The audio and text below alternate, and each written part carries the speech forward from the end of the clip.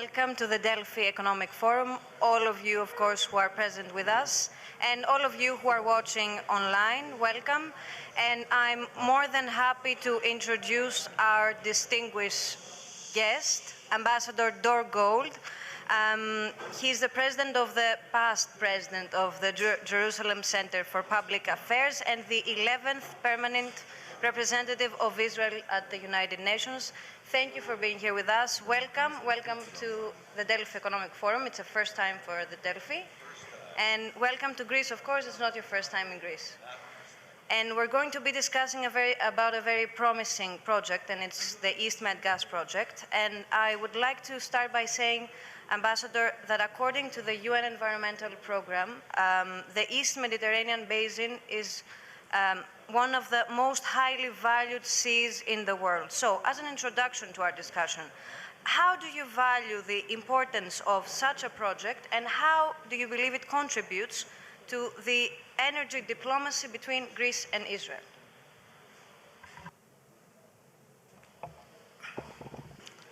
There's no question but that a project of this sort that exists along a strategic axis in the Eastern Mediterranean contributes heavily to our national security, to Greece's national security, and may I say, the national security of a number of the countries along this area, this route.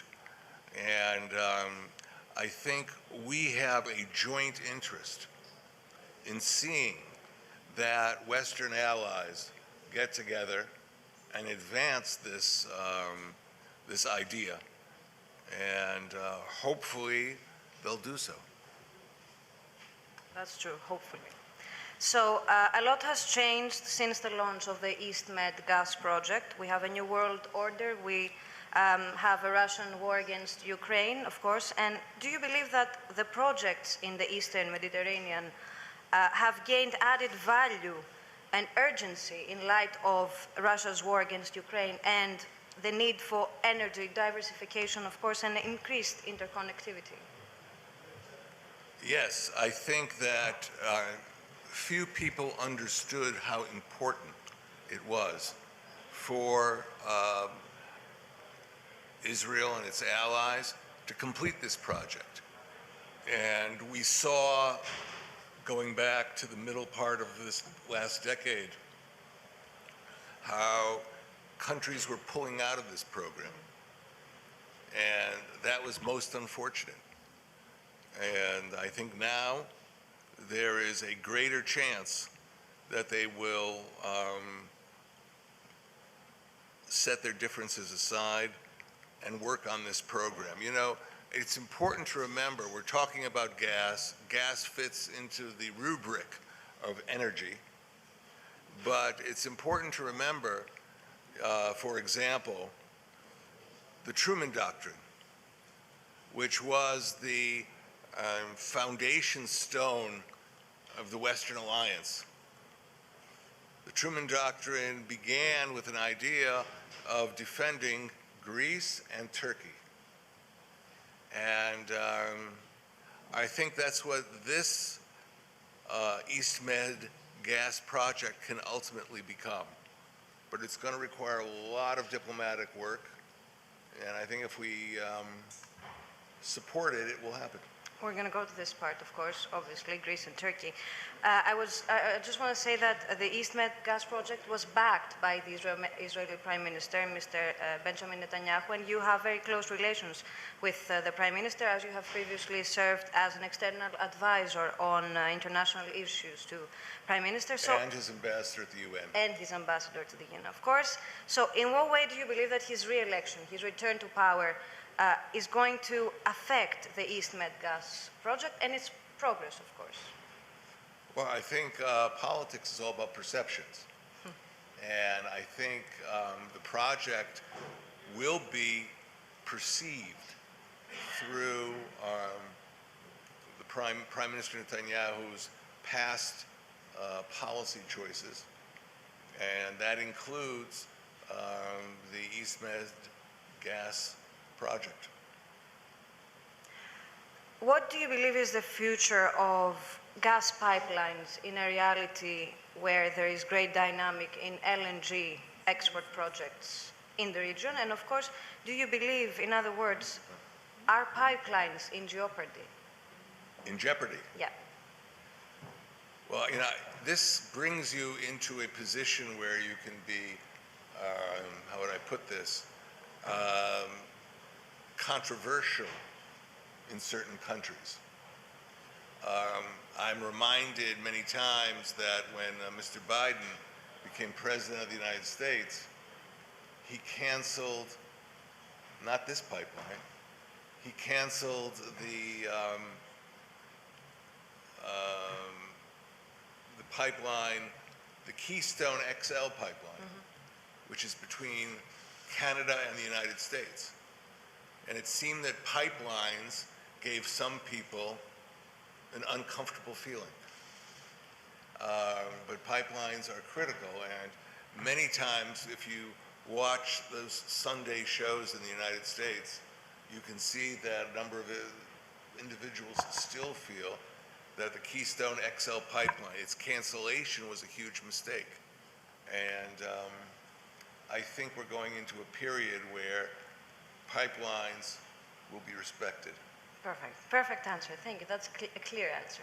So the Greek government has very high expectations from the exploration of natural gas in the area south and southwest of Crete Island. Also, the Italian energy group Eni and U.S. energy Major Chevron said in early January that they had made a new gas discovery in an Egyptian offshore field in the eastern Mediterranean. Of course, in addition to that, we saw a succession of new gas discoveries in Israel and Cyprus. So, in your opinion, how will these new deposits affect the EastMed Gas Project, and will they contribute to its revival, in your opinion? Well, you know, when you look at any factor like this, you have to go, well, will this help strengthen support for the EastMed pipeline, or will it weaken it? And I think it will strengthen it. We hope that, because, you know, it's put on the ice for now. It went on the ice a while ago, and it could well be taken off the ice and reconsidered. So the Greek Foreign Minister, Mr. Nikos Dendias, in his latest trilateral meeting a month ago with his counterparts from Cyprus and Israel, said that Athens is extending an invitation to Ankara to join in the EastMed Gas Forum. Of course, as long as it heeds international law and the United Nations Conventions on the Law of the Sea. So, do you believe that Turkey can play an active role in the forum? Is there space for Turkey? Well, as I said before, the involvement of both Greece and Turkey was instrumental in the beginning of the containment doctrine in 1947. And if we want a new position by the West to be confirmed, I think you have to work for both Greece and Turkey. And hopefully the Turks will understand that they have a new opportunity. Do you believe that there is horizon in this possibility? It's not Turkey joining in the EastMed Gas Forum? Yes, I don't know, but I think it's not easy. But I think that their involvement, again, along with their adherence to international law, you know, I have to share with you something. At a certain time back a few years, I was asked by the Prime Minister to fly to Istanbul and negotiate with the Turks some issues that had kept us apart. And one of those issues was the role of a terror organization called Hamas, which was ordering the murder of Israelis, and they're issuing instructions from Istanbul to the West Bank. You can't do that. That is not consistent with international law. It's not consistent with international rules, and it's my hope that that kind of behavior will not return. Do you think that the pipeline diplomacy and the protection of energy interests in the region can promote the establishment of a four-part defense alliance between Greece, Cyprus, Israel, and Egypt? Well, you left out Turkey. I think that's certainly a... Would there be space for Turkey? Do you think that Turkey could be part of this? Well, as I said, I think it's difficult. And you need adherence to international norms. And I explained how those norms were not adhered to in the past. So effective diplomacy, let's start with Washington, would be to get Turkey to adhere to those norms. Do you see a new future after the new elections, the coming elections in Turkey? Do you see anything different now? I think it's too early to say, but I think it's extremely important that we build that kind of alliance structure in the Eastern Mediterranean. You can't talk about Eastern Mediterranean alliances without something tangible. And the tangible element here would be involvement of all the countries. Yeah, of course. Yes. So we mentioned the U.S. before. So the U.S. Senator and Chairman of the Senate Foreign Relations Committee, Mr. Bob Menendez, recently called the East Mediterranean a promising region and highlighted the prospects of the region despite the challenges posed, of course, by the changing geopolitical landscape. Can we please discuss a bit further the role of the U.S. in the EastMed Gas Project? There was a shift. Is there a shift back? Well, another thing you're seeing from the United States is the involvement of major, underline, major U.S. energy companies. When gas was found in Israeli waters years ago, there was a small company called Noble Energy. And frankly, it didn't carry the weight, either in Washington or elsewhere, to lock in certain understandings. Noble was replaced, of course, by Standard Oil of California. And the introduction of one of the Standard Oil firms in the Eastern Med certainly bolstered the idea that the U.S. would be getting behind the Eastern Mediterranean gas. Do you believe that the energy crisis due to the war in Ukraine has shifted U.S.'s position towards the EastMed Gas Project? Well, I think initially the U.S. was looking in different directions. First of all, it notified Greece that it wasn't going to support the pipeline concept. And that was very unfortunate, but it took that position. Now, the gas pipeline does not require American taxpayer money. Of course. No, but that's very, That's very essential. vital, yeah. And you know, that made the whole concept much easier to advance and implement. Now, as we go into American elections and we go into a new period, I think we have a shot at getting the next American administration, whether it's Democratic or Republican. I would like to ask you about that. What do you to foresee? be supportive. You know, I'm not going to look in my crystal ball and tell you who's going to win the American elections. But I think when we talk to American representatives about what are our interests in this part of the world, we should all remind them about the EastMed pipeline. You can't talk about gas without having an infrastructure that allows you to pump that gas. Of course. And if you create that infrastructure, you have a good shot at locking in the long-term interests of the United States.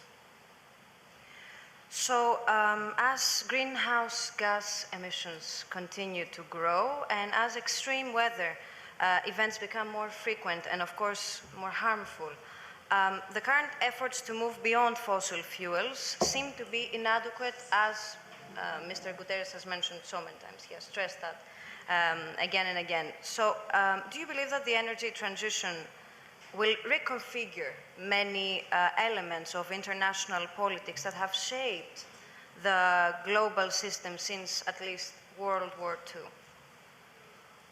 You know, a few years back, the previous Israeli government was considering which way to go with the gas, and then it decided to halt new licenses for companies seeking gas in Israeli territorial waters.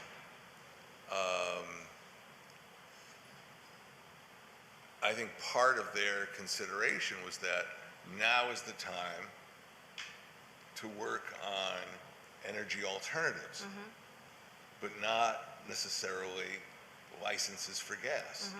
This created a huge controversy in Israel. Yeah. And I think it would be useful if we renewed our determination to build up the original gas concept. And particularly now with the problems emerging in the Ukraine. And final question, because we have only 1 minute left. So do you agree with the proponents of clean energy who are hoping and sometimes promising that in addition to mitigating climate change, the energy transition will help make tensions over energy resources a thing of the past? Do you agree with that? Well, it doesn't add up. Or is it too good to be true?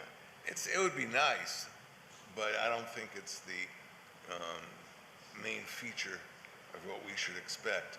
And I think also there are many writers today who are producing material in journals in Washington, for example, are saying, look, take it easy with this energy transition delusion, as they call it.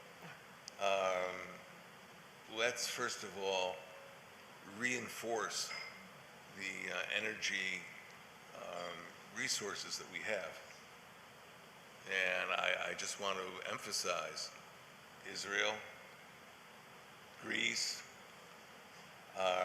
Egypt, and whoever joins it could be instrumental in making that happen.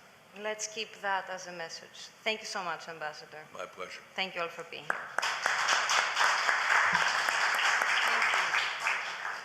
That's it.